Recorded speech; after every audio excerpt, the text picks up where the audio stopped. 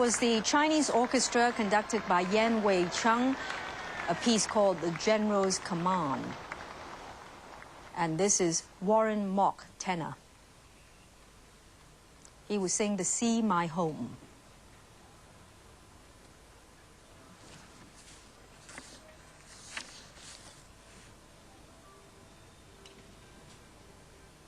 Warren Mock, an acclaimed tenor, who sing the Sea My Home, backed by the Chinese orchestra.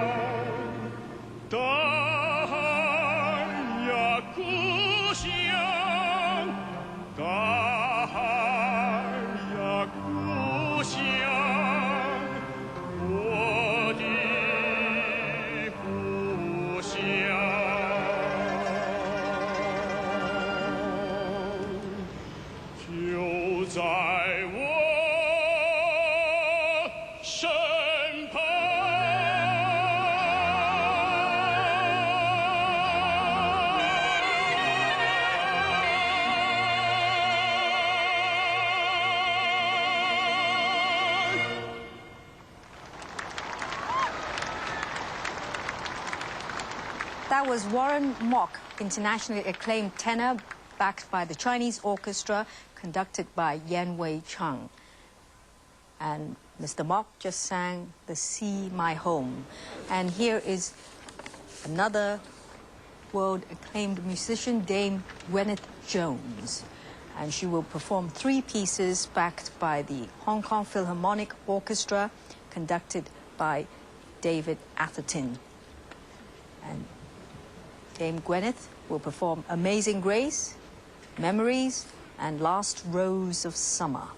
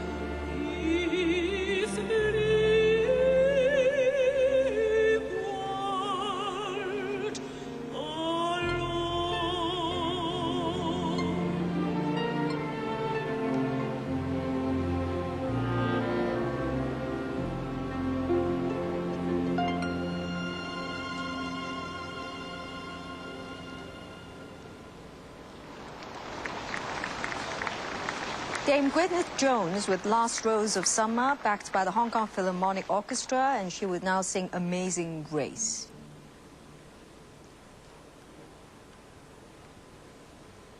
She is joined by Warren Mock, world-renowned tenor.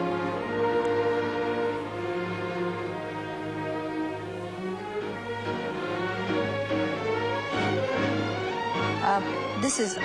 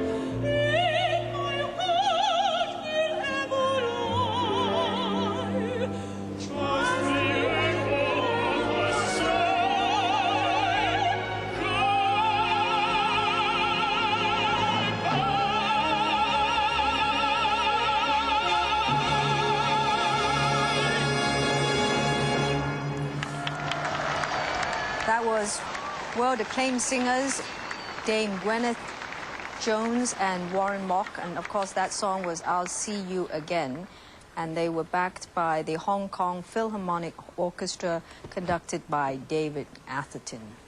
And we'll go to a break now. 1.5 centuries ago, Hong Kong...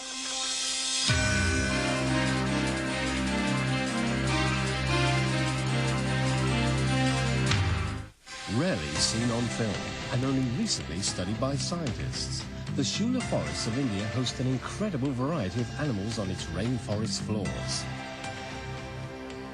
Venture into India's natural splendor in Shula, India's Jungle of Rain, Thursday at 8:30 p.m.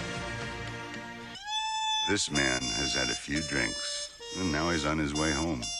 He may not have drunk much, or he may have drunk too much. He knows that just one drink could cost him his license, or his life.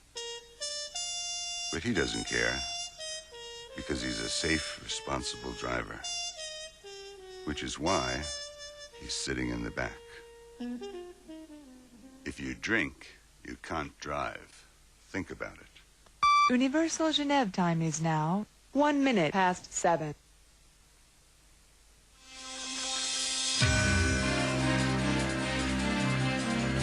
And we return to the Tamar for the British farewell ceremony. Francis Yip. Putting adversity and hardship behind them can together achieve. We now invite him to make his farewell to the city that he has served.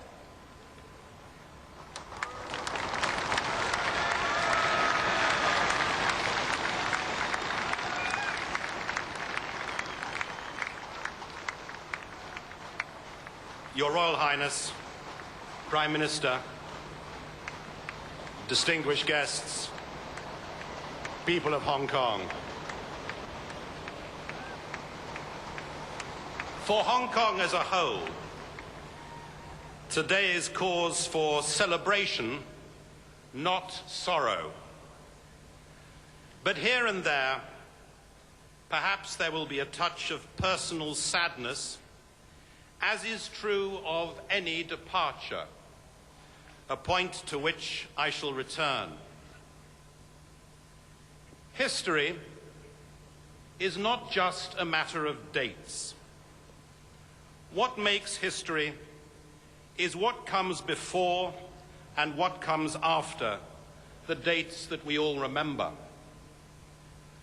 The story of this great city is about the years before this night and the years of success that will surely follow it. Of course, Hong Kong's story is not solely that of the century and a half of British responsibility, though it is the conclusion of that chapter that we mark tonight. This chapter began with events that, from today's vantage point, at the end of the following century, none of us here would wish or seek to condone.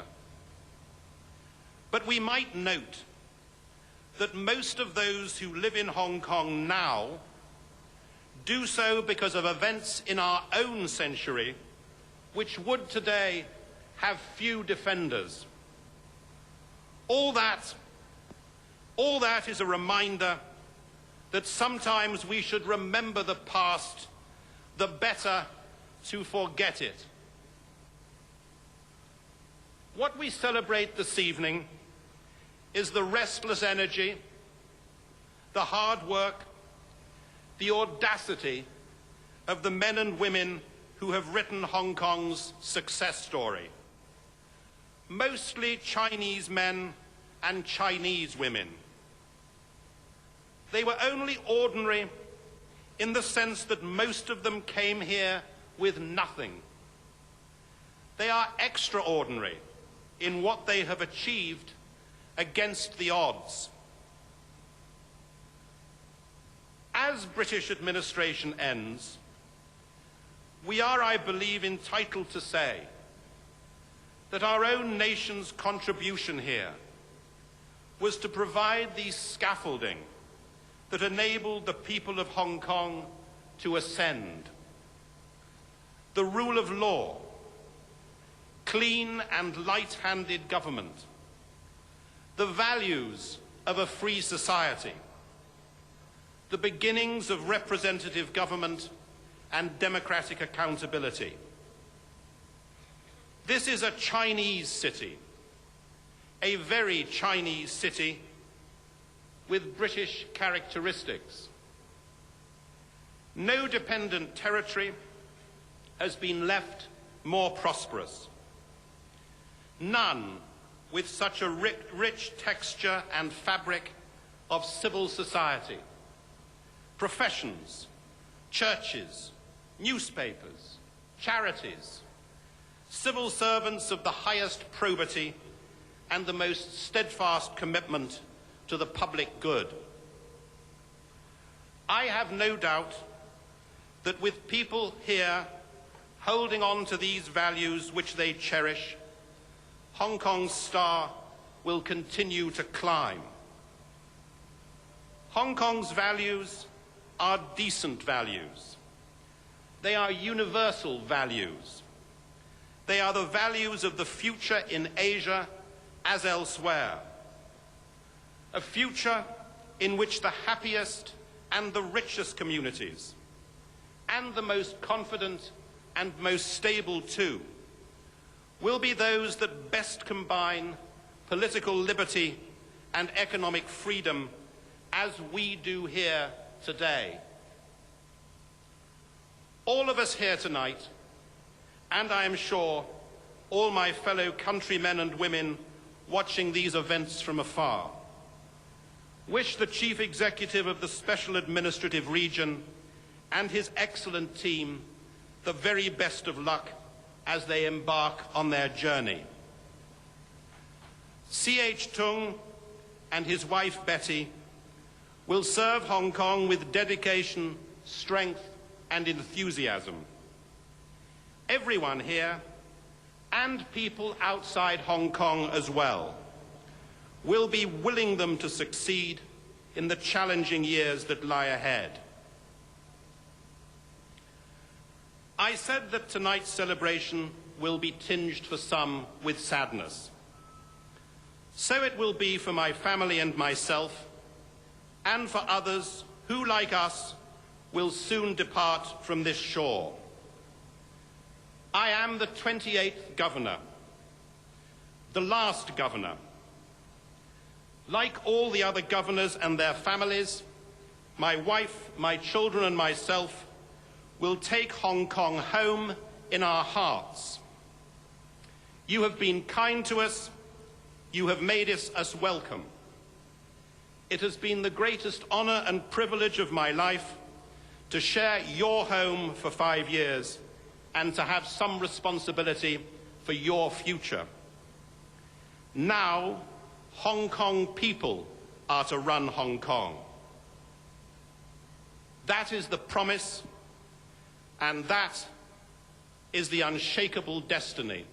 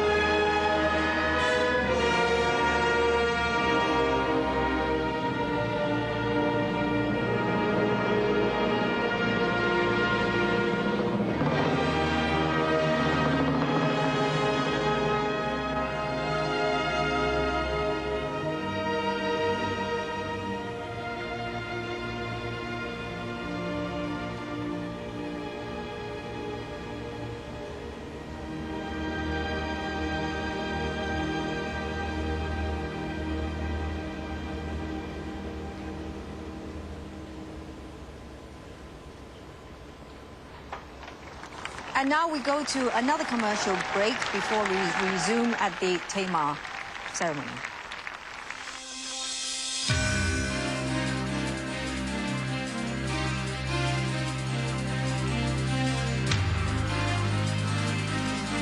A dreadful day is when you come across a decapitated hanger, the suspicious absence of the broom, a drenched bathroom with Willie in captivity, your leopard-skinned kid prancing in the living room.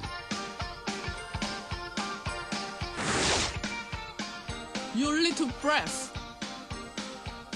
I guess that means no TV for us. Pearl saves the day. Watching TV is a family thing. Of course.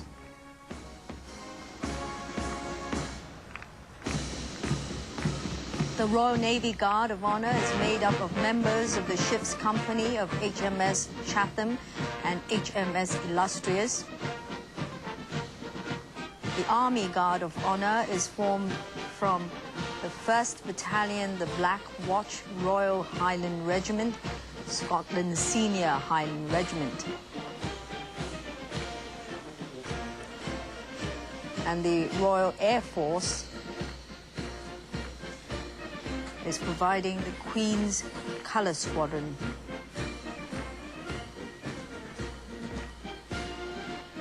There are 5 military bands playing in this ceremony. The band of the Royal Marines, the band of the Scots Guards, the Highland Band of the Scottish Division, the pipes and drums of the 1st Battalion, the Black Watch, and the pipes and drums of the Brigade of Gurkhas.